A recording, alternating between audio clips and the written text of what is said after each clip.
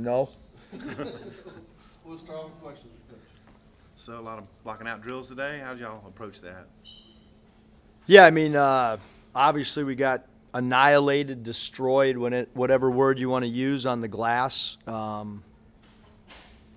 Still played a 2-point game against a really good team and had an opportunity to win, which I think anybody in any sport, when you go on the road, you want to give yourself an opportunity at the end of the game. Effort was outstanding. Anybody that watches us play talks about how hard we play. We just didn't rebound the ball at all. And when I mean at all, I mean I could take 5 of us in the media right now, and we could have defensive rebound just as good as what our team did last night. Could you kind of diagnose what they did to limit Isaiah in the first half? Foul trouble. I mean, I think he went out, played maybe 9 minutes the first half. So he got, he just picked up 2 fouls, and so I did a good job guarding him by sticking him on the bench. But I don't think there was anything in particular other than the fact that, Skylar Mays and Javonte Smart are 2 guards that put fouls on people on a nightly basis. So, he was guarding 2 really good players and picked up 2 fouls. And, as we do every game, for the most part, we let those guys sit with 2, and I'm glad we did because we certainly needed him in the second half. What was your message to Reggie Chaney after the game, just to try to bounce back and not let himself get into his head after that technical? Reggie he had 4 fouls in 5 minutes, and he got an opportunity to play in the game before that. And there's no question that I'm searching as a coach to try to find somebody that can spell Adrio some minutes at the 5. Who that player is, I can't tell you right now because I don't know. We'll just keep searching. And,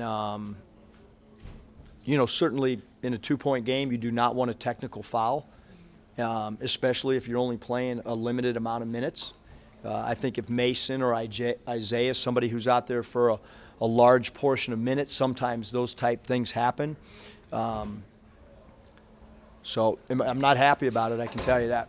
Was it an emotional thing for him? Got out of control? I mean, you can't punch a basketball. I mean, you can't do it. So I don't know how you want me to answer it. I mean, a player punched a basketball and he had 4 fouls in 5 minutes. I mean, I wish I could. How does a man walk on the moon? I don't know, but somebody did, and somebody punched a basketball. I don't know how, but he did it. How was his response today in practice? I'm not really worried about one player.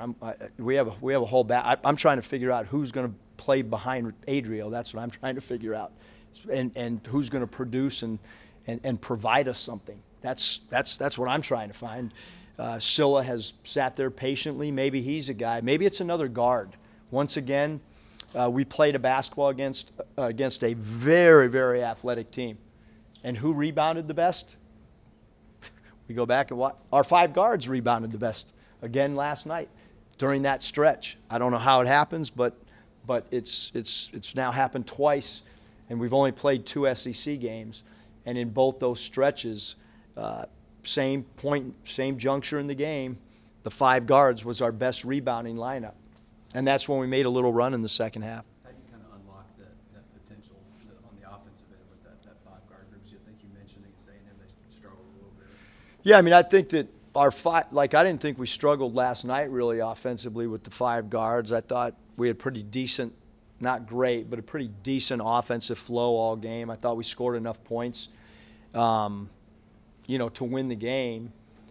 If you look at our half-court defense before they got the rebound, if you could just cut the film, I don't know if there's many teams in the country that could guard the way that we guarded up until the rebound. Again, that's unfortunately, you can't freeze frame and stop and say, you took a shot, now we get to take the ball and go the other way. There's a rebound that's part of the game of basketball.